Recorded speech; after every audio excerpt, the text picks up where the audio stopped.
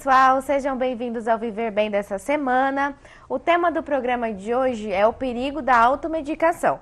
E eu convidei o professor Beto Malta, que é farmacêutico e biomédico, para falar sobre esse assunto para a gente. Bem-vindo, professor.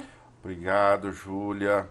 Olá aos ouvintes que estão aí prestigiando o programa Viver Bem. É um prazer estar aqui representando o curso de farmácia e também representando o Conselho Regional de Farmácia. Eu faço parte do Conselho, sou delegado regional da seccional de São José do Rio Preto. Professor, eu já começo perguntando para o senhor, o que é a automedicação?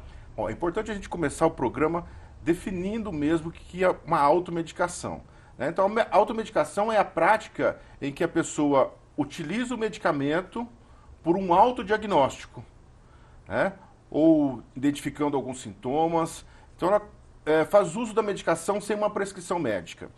E por falar nisso, é importante a gente diferenciar um medicamento de um remédio, porque existe essa... o pessoal usa como sinônimo, né? Mas na verdade um medicamento é todo produto que foi produzido por uma farmácia ou produzido por uma indústria com controle de qualidade, com matérias-primas controladas, né? Já um remédio não. Remédio a gente entende como sendo qualquer prática que vá proporcionar a melhora de um sintoma ou proporcionar a cura por uma doença. Podemos dizer que todo medicamento ele é um remédio, mas nem todo remédio ele é um medicamento. Por exemplo, a gente costuma dizer assim, o sono, por exemplo. O sono pode ser indicativo de um remédio. Ah, estou cansado, o que eu preciso? Preciso dormir. Atividade física, a gente entende também como sendo um remédio. Assim como alguns chás, que o pessoal até fala assim, toma um chá, que esse chá aqui é acalmante. Então isso daí a gente entende como sendo um remédio. Então é importante o pessoal entender a diferença de um remédio e de um medicamento. Certo. E essa prática de se automedicar, ela é comum? Ela é muito comum há muitos anos. Existem essa prática em várias civilizações, não é característica somente de países tidos como pobres, mas países ricos também existe essa prática da automedicação. Então é uma prática muito comum. E por que ela é tão perigosa? Bom, existem vários aspectos aí para a gente poder analisar, se a gente for pensar no consumo de medicamento sem uma prescrição médica, isso pode desencadear vários sintomas e pode evoluir até para óbito, Com relação a esse consumo que nós estamos falando dentro dos diversos países, nós podemos citar alguns países em desenvolvimento, como o Brasil, que tem um alto consumo, e também países com desenvolvimento alto, como os Estados Unidos. Dentre alguns medicamentos que podem causar malefícios, a gente encontra até um analgésico, que é muito frequente todo mundo ter em casa. Certo. E o que pode estimular esse consumo do medicamento? Bom, o consumo desse medicamento ele pode ser estimulado de várias formas. Se a gente for pensar, existem propagandas de medicamentos que são veiculadas em mídias sociais. Outra coisa também que estimula o uso da automedicação são os amigos ou a própria família. Sempre alguém tem um medicamento em casa e fala assim, esse medicamento vai te servir. E a pessoa vai lá, até tem sobrando em casa, e acaba distribuindo. Então nós temos as mídias sociais, nós temos as famílias. Podemos dizer que nós temos também, que passamos aí por um período de pandemia e observou-se um aumento muito grande na automedicação, com a infodemia, que é um termo que se refere às informações sobre o uso de medicamentos sem comprovações científicas, que foram muito divulgadas aí nas mídias sociais. Até por conta do desespero que houve dentro da população, várias práticas aí foram adotadas. E algumas delas que a gente considera até meio absurdo. Se me permite, eu posso pegar aí algumas anotações Claro, que falam fica à sobre isso? vontade. Então, Júlia, dentre algumas práticas aqui que eu elenquei, foi divulgado, por exemplo, a inalação de alvejantes e desinfetantes. Então o pessoal falava assim, cheira que boa contra Covid, né? Na época da pandemia. Essas informações aqui na época da pandemia mesmo. Gargarejo com água salgada, também foi elencado. Frio ou neve. Então a pessoa ela ficava exposta ao frio, achando que fosse matar o coronavírus. Por congelamento, de certo, né? Então as pessoas esquecem que nós temos um organismo que ele mantém a nossa temperatura corporal. Assim como também o calor. Então o pessoal frequentava a sauna achando que fosse se desinfectar, né, do vírus. Ou usava secador de cabelo, secador de mãos, para tentar, entre aspas, aí, queimar o vírus. É como se estivesse fazendo um processo de esterilização, né? Mas isso não tem fundamento. Luz ultravioleta também, que a gente utiliza a luz ultravioleta, mas para esterilizar alguns equipamentos. Tesoura, que a gente vê em salão de beleza, por exemplo, né? Também cinza de vulcão das Filipinas. Observou-se que nesse local o índice de Covid foi bem baixo, né? Então eles estavam associando as cinzas, né? E não ao fato das pessoas ficarem isoladas, né, do local. Pingentes, alguns pingentes também que foram comercializados para Covid. Beber limão em água morna também. Injeção de desinfetante. Isso foi uma barbaridade, essa divulgação, né? E divulgação ainda por autoridades públicas, né? E no Brasil nós tivemos o famoso kit Covid, né? Que eles chamavam aí de tratamento precoce, né? Tratamento precoce que foi até prescrito por profissionais médicos, divulgados por autoridades públicas, divulgados também nas redes sociais, e até no Ministério da Saúde. O kit que se falava aí de hidroxicloroquina, de cloroquina, de azitromicina, ivermectina, vitamina D, zinco, que foram todos medicamentos que não tiveram comprovação científica. E que pioraram a saúde das pessoas, né? Muitas vezes a saúde das pessoas. Isso era utilizado como off-label, né? Por exemplo, o off-label, a cloroquina já estava prescrita como tratamento para malária. O que é um uso off-label? Ele é indicado para uma coisa, mas os efeitos dele também agem para outras, né? E isso não teve comprovação científica. Foi provado por A mais B que isso não funciona. E mesmo assim, tivemos uma insistência muito grande. Então, essas coisas instigam a população a utilizar medicamento, né? Então, isso é uma prática muito séria, que pode trazer grandes consequências, incluindo aí o óbito. E a gente vai falar sobre esse medicamento, né? Que a gente tem em casa, por exemplo. Eu tive uma dor de cabeça, posso fazer uso de um medicamento para essa dor? Ou eu tenho que ir até uma farmácia? Esse farmacêutico, ele pode me passar um remédio para eu usar, para eu tomar? Então, existe no Brasil a prática da gente ter uma farmacinha em casa. Sim. Né? E só para esclarecer também, essa farmacinha que a gente tem em casa, você possibilita aí uma automedicação, você possibilita também o risco de intoxicação por criança, estar ingerindo esses medicamentos, e também contaminação do meio ambiente, porque muitas pessoas pegam o medicamento e descartam no vaso sanitário, né? Então é uma prática que não é adequada para ser feita. Certo. O farmacêutico, ele é um profissional que pode te orientar com relação ao uso de medicamentos, né? O médico ou o dentista ou outros profissionais podem estar prescrevendo medicamento. Alguns medicamentos a gente tem em casa, por exemplo, para dor, que já foi utilizado em momentos anteriores, né? Mas é sempre importante a gente entender que o uso de alguns medicamentos podem mascarar alguns sintomas. Certo. Né? E o mascarar os sintomas retarda um possível diagnóstico precoce da doença pelo profissional médico. Né? Então a gente tem que tomar muito cuidado com o uso dessa automedicação, desses medicamentos que a gente tem em casa. Né?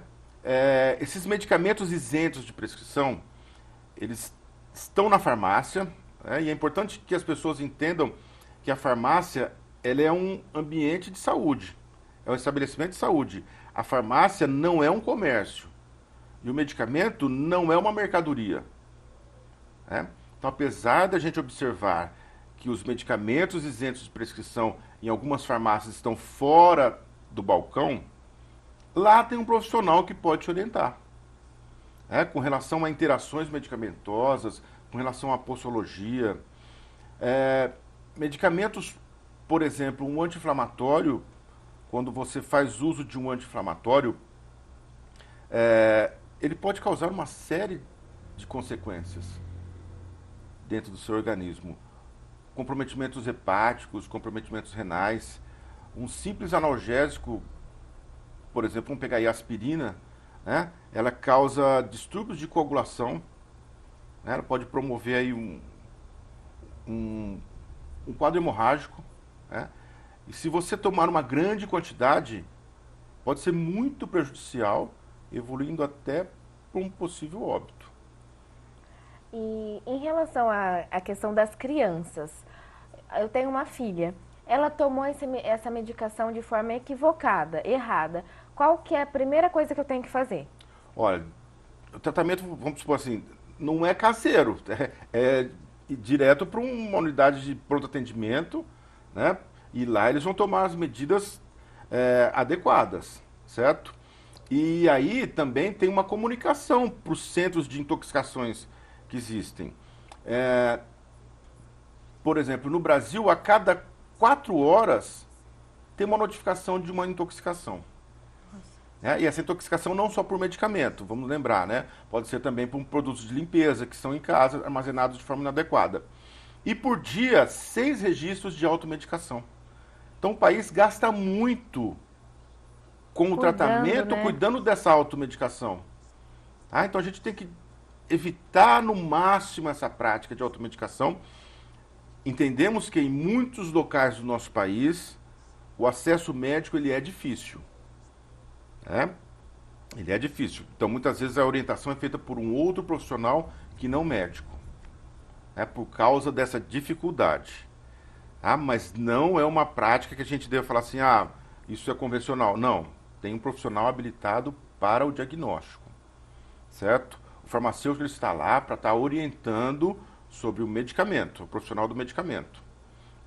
E ele também é importante para orientar a pessoa, né? Porque muitas vezes a farmácia é o primeiro local que a pessoa vai procurar.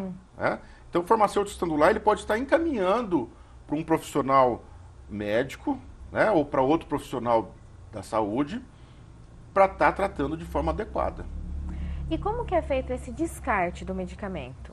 Bom, o descarte do medicamento, aqui em Votuporanga nós temos a nossa farmácia universitária, onde a gente arrecada os medicamentos que estejam fora do prazo de validade, né, ou que a pessoa não esteja mais utilizando em casa, e como descarte ele vai para um lixo especial. Então a gente não pode contaminar o meio ambiente com o descarte do medicamento. É intenção também a gente ter uma logística reversa do medicamento, ou seja, todo medicamento ele sai da indústria, vai para a distribuidora para a farmácia, né? Da farmácia para o usuário, para casa das pessoas. Então, a ideia é você ter uma logística reversa, onde a pessoa possa ter um local para estar devolvendo esse medicamento, para que a indústria lá dê um descarte adequado para ele. Então, isso é o que a gente tem como ideal, né, do não descarte do medicamento no meio ambiente. Em relação ao prazo de validade, pode ter passado 1, 2, 3 dias, eu não posso consumir esse remédio. O prazo de validade é uma garantia que a pessoa tem. A indústria, são estudos que foram feitos, né, de que tem um prazo de validade de 1 ano ou 2 anos. E está escrito lá na caixinha. Passado esse prazo de validade, você não pode mais consumir esse medicamento, não pode mais utilizar esse medicamento, porque a garantia de segurança foi expedida.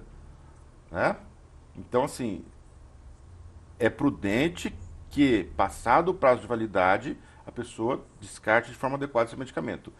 Mas não só no prazo de validade. Vamos pensar, se o medicamento estiver no prazo de validade, mas ele não foi armazenado de forma correta, isso também pode alterar toda a formulação. O medicamento precisaria ficar sob refrigeração. Ele não ficou, então ele tem que ser descartado. Ou ficou exposto à luz solar, ficou exposto a uma temperatura elevada. Não digo nem medicamento em geladeira ou fora de geladeira. Votuporanga é uma cidade quente. Você não pode deixar o medicamento exposto ao sol. Certo. Eu fui ao médico, recebi uma receita, fui lá na farmácia, comprei.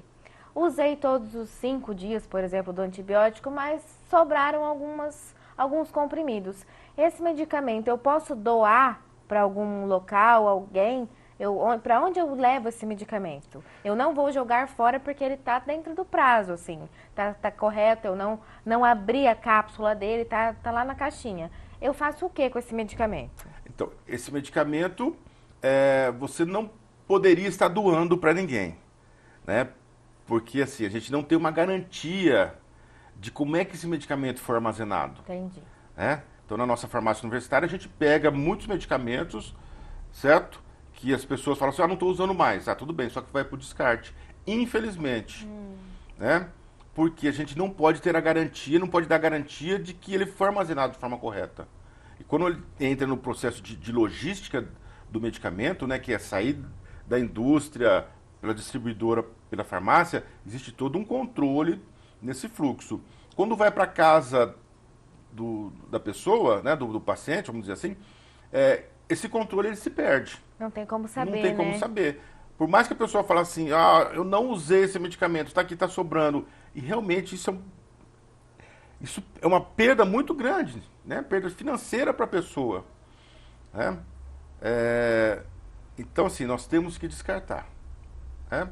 Diferente de um medicamento que seja lacrado, né? Mas assim, medicamento aberto ele vai ser descartado mesmo. Quais os medicamentos mais comuns na automedicação, professor? Então, dentre os medicamentos mais comuns são os analgésicos, medicamento para dor de cabeça. O que a gente mais ouve falar aí, né? Já tiveram estudos também, que o medicamento para dor de cabeça é o que é mais divulgado em termos de automedicação. Existem também medicamentos antiácidos, que também são muito divulgados. E agora tem muito medicamento para ansiedade, né? Que está sendo aí também indicado por automedicação, certo? Então, assim, é um perigo muito grande, né? Quando a gente passa para medicamentos que são controlados, digamos assim, né? Controlados para depressão, então a gravidade é muito maior. Não que os medicamentos que são isentos de prescrição não tenham gravidade, também tem. Mas quando a gente pensa em depressão e ansiedade, é bem complicado, né? Certo. Em relação à falta de medicamento que a gente vê recorrentemente em hospitais e até mesmo em farmácias na época de pandemia, o que o senhor tem a dizer sobre isso? Então, de maio para cá, depois da pandemia, ainda depois da pandemia, não, estamos no ano da pandemia, né? Sim. Mas assim, quando diminuíram muitos dos casos, observa-se que o número de medicamentos na farmácia diminuiu. Então, assim, de maio para cá, tem uma falta muito grande de medicamento. O Conselho de Farmácia fez um levantamento e apontou que 98% dos farmacêuticos registraram a ausência de medicamento, né, ou a falta de alguns medicamentos. Dentre os medicamentos que estão faltando aí, a gente tem os antibióticos, amoxicilina, tem também medicamento para alergia, né, que também está faltando, loratadina, né, e até medicamento analgésico, dipirona. E esses medicamentos que estão faltando, principalmente medicamentos que são de soluções, medicamentos líquidos para criança. Esses são medicamentos que estão faltando no mercado. Isso faz com que, muitas vezes, a mãe tenha que sair de uma farmácia, ir para outra, ficar fazendo uma peregrinação no município, né? E os farmacêuticos integrados também estão entrando em contato. Quem tem amoxicilina? Então existe no WhatsApp, nos grupos de WhatsApp, está tendo essa troca de informação. Fala assim, eu tenho, então eu vou buscar aí. Então está todo mundo se mobilizando. E muitos farmacêuticos estão entrando em contato com os prescritores, com prescritores, os médicos, para ver se eles podem substituir. Fala assim, ó, doutor, eu não tenho esse medicamento, mas tem esse daqui. Poderia estar substituindo, só poderia estar trocando a receita, né? Porque os antibióticos eles estão com receitas retidas, né? São medicamentos que têm um receituário retido. Tem que ficar na farmácia, né? E aí então tem toda essa troca de informação entre os profissionais de saúde para tentar minimizar. E a gente sabe que uma das causas dessa falta de medicação é por conta da pandemia, né? O Brasil ele não produz matéria-prima para medicamento. As matérias-primas que a gente utiliza nos medicamentos elas são importadas, da China principalmente. E a guerra também acabou tendo uma dificuldade maior na importação de medicamentos, né? Existem algumas pessoas que falam que o problema maior do Brasil é questão de logística, né? Então você junta a dificuldade com logística, com a falta de matéria-prima e resulta aí na falta de medicamento para a população. O senhor acha que a pandemia também influenciou nesse caso? Porque as pessoas começaram a guardar, comprar mais medicamento para deixar guardado por medo de não ter quando precisar? Sim, qualquer notícia que se espalha, né? Está faltando medicamento. Então as pessoas que fazem uso de medicamento contínuo, principalmente, eles correm para tentar comprar medicamento para estocar em casa, né? E lembrando daquele prazo de validade, né? Então não se deve armazenar medicamento em casa que não vai ser utilizado, porque você corre o risco de uma criança ingerir de forma acidental, né? Criança, que eu falo criança, mas também hoje em dia tem os pets também. Sim. Né? Se você deixar o medicamento em algum... Idosos, Idosos né? também. Né? Idoso, a automedicação ele é muito grande. Porque às vezes o idoso vai em um médico, o médico prescreve medicamento, aí ele vai no outro médico, mas não fala que estava tomando aquele medicamento, e o médico dá um outro medicamento com o mesmo objetivo, mas com outra matéria-prima, ele tem 2 nomes diferentes, ele acha que são coisas diferentes. E aí uma outra pessoa indica para ele um outro medicamento. E aí vem a automedicação, né? Então tem os medicamentos que são prescritos, mas ele também conversa muito com outros colegas, né? E eles têm essa troca de informação, né? Então a automedicação em idoso ela é muito grande. E um detalhe também, as mulheres se automedicam mais do que os homens. Né? Isso as pesquisas apontam para essa correlação. Professora, a gente vai dar uma pausa agora no Viver Bem, mas a gente volta daqui a pouquinho, não sai daí, tá?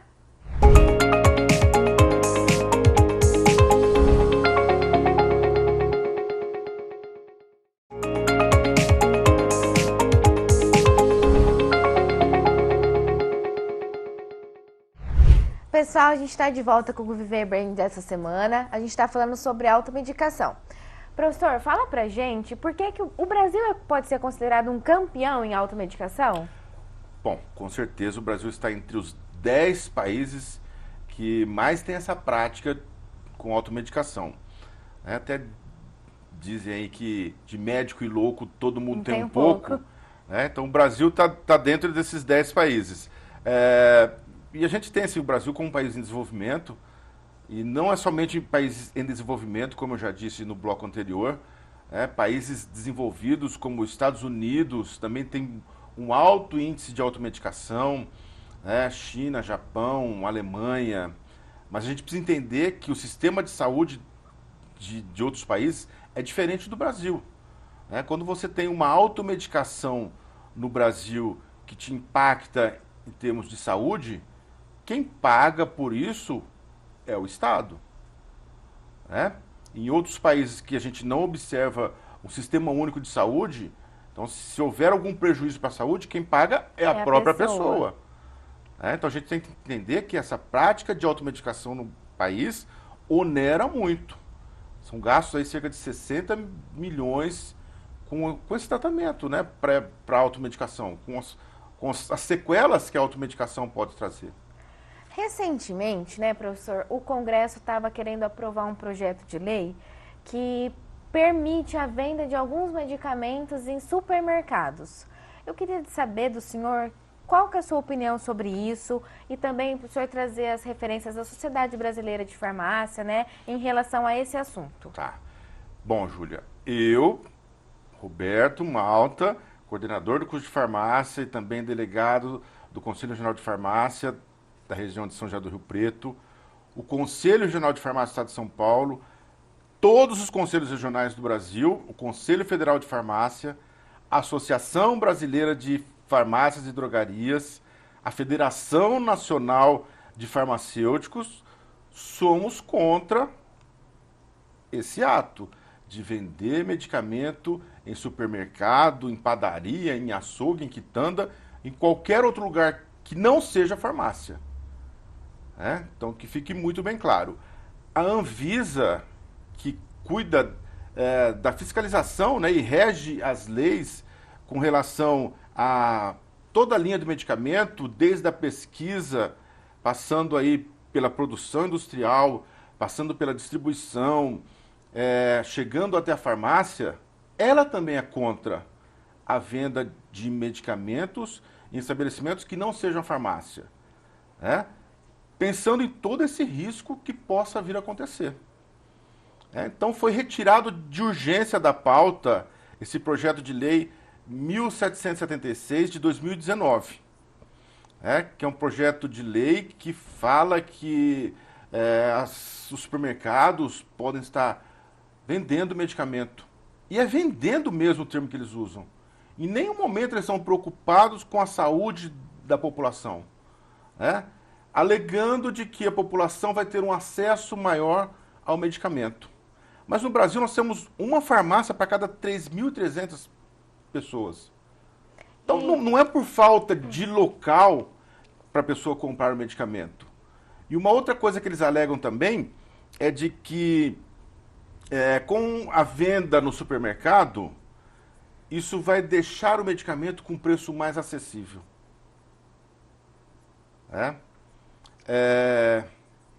Eu acho assim, se eles querem ajudar, vamos então empenhar as nossas forças para reduzir os impostos sobre os medicamentos. Porque o Brasil é um país que tem muito imposto sobre medicamento. Chega a ser até 33% do preço do medicamento, enquanto que em outros países você observa aí na casa de 6%. Então, se a gente empenhar as nossas forças em reduzir o imposto do medicamento, isso acaba ficando mais barato para a população mesmo. E a gente entende que o mercado não é o local adequado para se ter o medicamento na gôndola. Isso faria aumentar a automedicação, né? Sim, faria aumentar. E, assim, se o mercado quer vender medicamento, que não seria o termo correto, que monte uma farmácia dentro do mercado, como existe em algumas grandes redes. Existem redes de supermercados que eles têm uma farmácia, mas aquela farmácia, ela tem uma vigilância para inspecionar, ela tem um farmacêutico lá dentro. Eles alegam que a dispensação de medicamentos isentos de prescrição médica, existem os MIPs, que a gente chama, medicamento isento de prescrição médica, mas ele é isento de prescrição médica, ele não é isento de orientação. Vamos imaginar o medicamento exposto numa gôndola. A pessoa vai pegar aquilo lá como se estivesse pegando uma gelatina. Você quer sabor morango? Quer o quê? Sim. Então isso com certeza vai aumentar muito a automedicação, vai aumentar muito o estoque de medicamento que a gente possa ter em casa, embutindo aí tudo que nós já comentamos, que é o risco de ingestão de medicamento por criança ou por PET, que é o descarte do medicamento de forma inadequada, e a automedicação.